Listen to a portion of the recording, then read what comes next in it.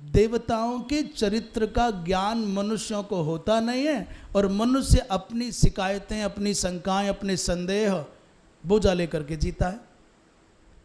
एक दिन माता गंगा आई, जल से निकल करके महाराज प्रतीप की दक्षिण जंगा पर बैठ गई। ये बात हम कहना चाहते हैं जान करके, दक्षिण जंगा पर बैठ गई और कुछ ऐसी मोहक बातें करने लगी। तो प्रतीप महाराज ने सनातन धर्म क्या है इस बात को सिद्ध करने के लिए प्रसंग कह रहे हैं।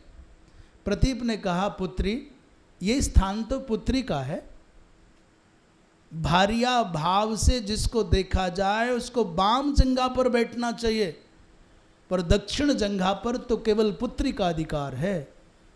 इसलिए मैं तुमको अपनी पुत्री, पुत्र वधू के रूप में स्वीकार करता हूं। पर महाराज पुत्र तो आप कहे नहीं, बोले हो जाएगा।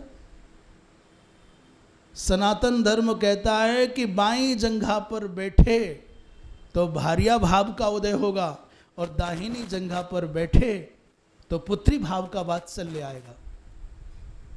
इतना सूक्ष्म सनातन धर्म है कि जिस शरीर से कोई व्यक्ति अपनी सहधर्मिणी का आलिंगन करता है, उसी शरीर से, उसी हृदय से वो अपनी पुत्री का भी आलिंगन करता है। पर सनातन धर्म की ऐसी अद्भुत, ऐसी महिमा कि पुत्री का आलिंगन करता है तो वात्सल्य का उदय होता है, पवित्रता का उदय होता है। पर वो पवित्रता, वो वात्सल्य भार्या के साथ नहीं आता। उन्होंने कहा कि तुमको पुत्र वधू के रूप में स्वीकार करूंगा, मेरा पुत्र होगा।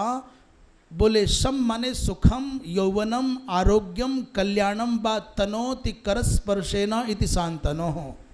इसलिए तुम मेरी पुत्र वधू हो, मेरे पुत्र के साथ विवाह करना। प्रतीप जी महाराज ने शांतनु को कहा, एक दिन गंगा के तट पर तुमको कोई युवती मिलेगी, तुम विवाह कर लेना।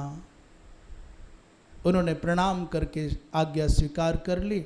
पिताजी तपस्या करने के लिए वन में गए और शांतनु जी उचित समय की प्रतीक्षा करते हैं। एक दिन भगवती माँ गंगा के साथ में विवाह, कुछ अनुबंधों के साथ।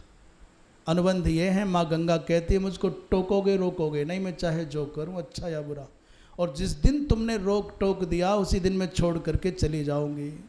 भगवती माँ गंगा को शांतनु ने स्वीकार किया है। शेष प्रसंग भगवत कृपा से कल। वृंदावन बिहारी लाल की हर हर। पूज्यपाद धर्म सम्राट स्वामी श्री करपात्री जी महाराज की, वृंदावन धाम की, संत समाज की हर हर।